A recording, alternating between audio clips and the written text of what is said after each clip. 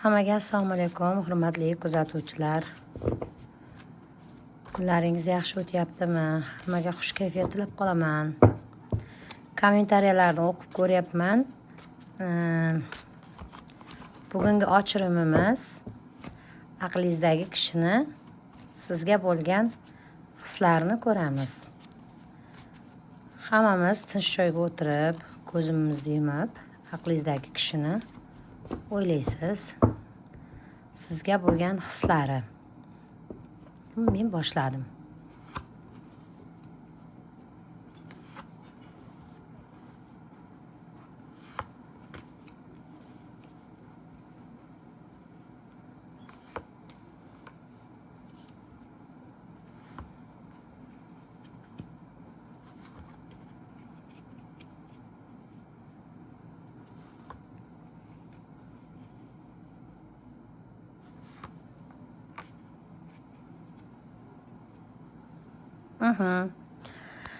Demak, aqlingizdagi kishi, menimcha bu yerda ko'proq 3 kishilik munosabatlarga ochirimimiz to'g'ri kelyapti.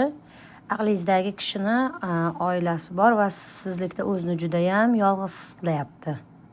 Judayam o'zini yolg'iz his qilyapti. Oilasida u mehrni topolmayapti va sizlarning munosabatlaringizda o'zgarishlar, keskin o'zgarishlar paydo bo'lishi mumkin.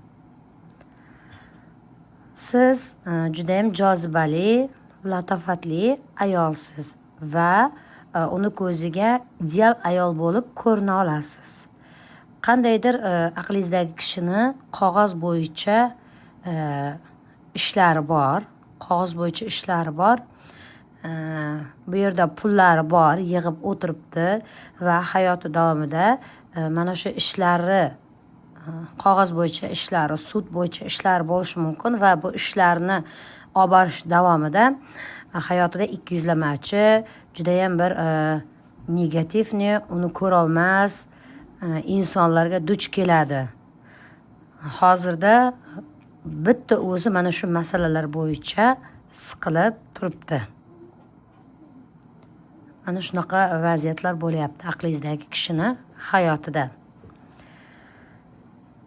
Shunaqa ochirim bo'ldi. Hammani kuni xayrli o'tsin. Meni kuzatishda davom eting. Like bosishdan charchamang. Kommentariyalaringizni har bittalaringiznikini e'tibor berib o'qiyapman. Kuningiz barakotli o'tsin. Sizlar bilan yana g'oyibona uchrashguncha Munisangiz.